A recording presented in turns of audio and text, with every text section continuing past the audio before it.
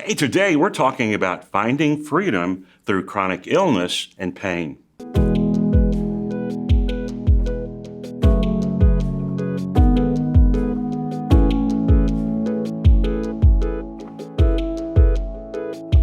Hi, I'm Dr. B, and I want you to fully enjoy life and experience the freedom that God desires for you and also those around you. Now, I am so pleased to have as our guest today, Skylar Ezell Denman. Skylar's been through a lot for many years, and I've followed her story, and I've learned from her and how she's been handling her chronic illness, CRPS, which stands for Complex Regional Pain Syndrome. So welcome to the show, Skylar, and thank you so much for taking the time to be here with us today and talking to us on how you've gone through some tough times. So first of all, share with us what CRPS is and how it's changed your life. Well, as you said, CRPS stands for Complex Regional Pain Syndrome. So what that is essentially a disease that attacks the nervous system. So it causes excruciating pain. There's something called the McGill Pain Index, and what that is, it's what doctors use to scale pain. Okay. And it only goes to 60. CRPS is ranked a 46. Oh, wow. So it's extremely painful. That's above childbirth, amputation. Right. So it's extremely painful. It's the most painful disease that's known in medical science right now. So it hurts a lot. How it affected me, it affected everything. It completely changed my life. Okay. 100%. I know things that you don't normally think about, like riding in a car. Right. That affected me physically. The vibration from the floor would shoot pain through my legs. Wow. Wind blowing and hitting my face, it would just cause excruciating nerve pain. So every little thing that you don't normally think about, it affected me. Now, how long have you been dealing with this? For about 5 years. Okay. So for a long time, we didn't know what it was. We didn't know what was going on. We were told all sorts of crazy, weird things. We were told, oh, you're making it up. You don't know what's wrong. And I'm like, I'm in a lot of pain. I don't think this is normal. So when we finally had a diagnosis, that felt like a relief. Okay. I remember actually, I performed your sister's wedding a few years ago, how difficult it was for you even during that wedding and very, very little energy, it seemed like that. So that affects your energy level. Absolutely. Well, what's been the most difficult part of this disease? I think the most difficult, there's two aspects. Okay. There's the emotional and there's the physical. Right. So for the emotional, it would probably have to be just the isolation and feeling like that people didn't understand. And there was two sides to that. I didn't want people to understand in a sense because then I thought, well, that means they would have to go through it. Right. And I'm like, I don't want anybody to have to suffer through this and go through what I'm going through. But the isolation was a huge thing. I couldn't go out and do things. I couldn't go to the movies, to the beach.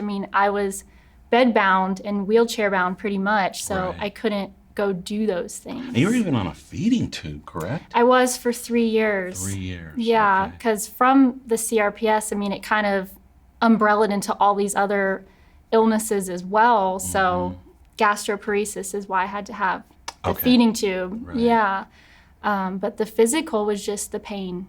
It was just constant. The only time I wasn't in pain was when I was asleep. And Right. because I was in pain, it was hard to fall asleep. Oh, my. So it was kind of just like this vicious cycle that would Sure. just keep going. Well, the reason I have you on this show is because I've kind of followed you a little bit. And the thing that I've noticed, Skylar, is your positive attitude, but more than that, your walk with God. So talk to us a little bit about how you stay positive and what actually brings you comfort now. Well, staying positive is something that isn't always easy. No. I think for me, the biggest thing is staying rooted in the Word. Okay. There's absolutely nothing that can take the place of that Right. at all. So for me, that's a huge thing. That was a huge thing for me when I was really, really struggling physically, and still a huge thing now. Okay. And surrounding myself with like-minded people who are pursuing Jesus, Okay. same thing. That has to be something that can't be replaced. Right. and then lots and lots of worship. That is just a game changer. And I think that the reason it encourages my mood so much is because it's feeding my spirit. Okay. You know, we're created to worship. Exactly. So I think that when we're doing that, there's something in that that gives us that positivity and that comfort. And as far as comfort, I mean, that's just from God. Okay.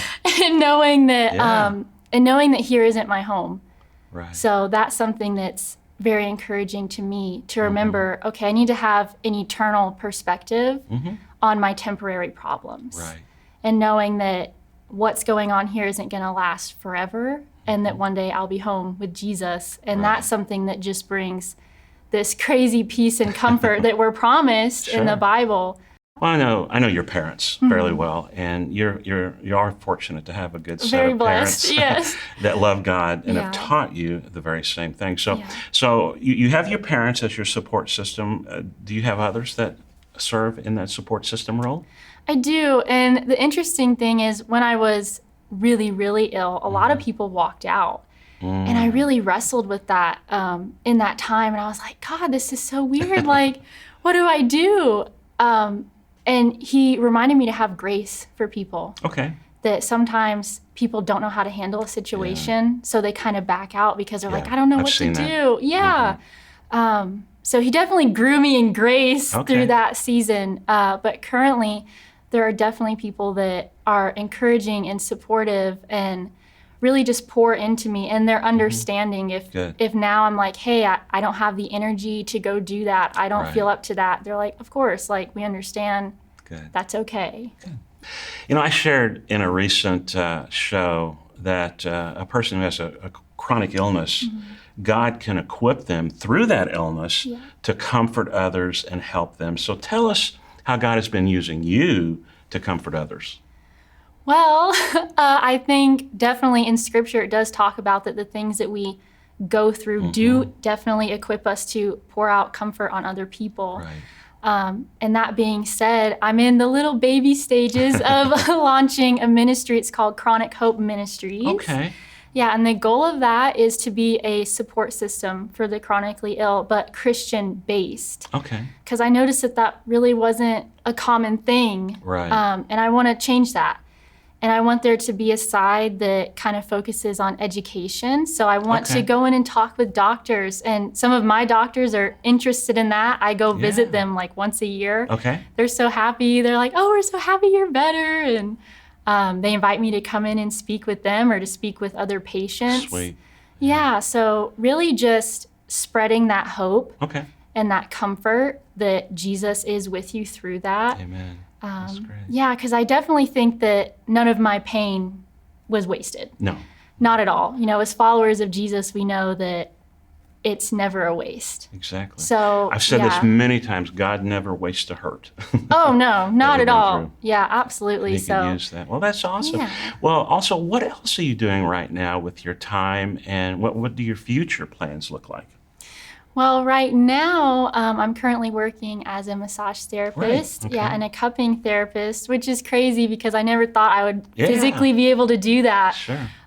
So that's another really exciting way that I get to help people not be in pain. Right. So that's fun. And for the future, you know, I'm not always 100% positive know. because sometimes I think something and God's like, we're going to do this instead.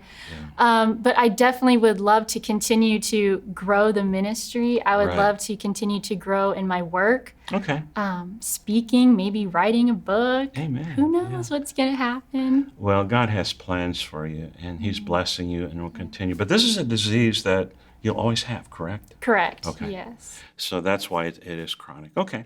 Well, I know that if you're here and watching this, and you may be struggling with this type of illness or another type of illness, I know there's many that's dealt with COVID-19. Please realize that God is there for you. And I want to share a scripture with you, and I encourage you to memorize it. It's John 14:27. Peace I leave with you, and my peace I give to you. I do not give to you as the world gives. Do not let your hearts be troubled, and do not be afraid. So when you begin to fear about your future, turn to the scripture and allow that to comfort you. Also, it's important to have others around you that care about you and that can support you. So may God bless you as you continue to find freedom in your life. And Skylar, I want to thank you, and I'm going to continue praying for you, and I know God's going to use you in an awesome way. So thanks for being here. Thank you so much. Hey, thank you so much for watching this video. If it was helpful, be sure to hit the thumbs up button. Also, be sure to subscribe and click the bell icon so you will always know when we post new content. Have a wonderful day as you continue finding freedom in your life.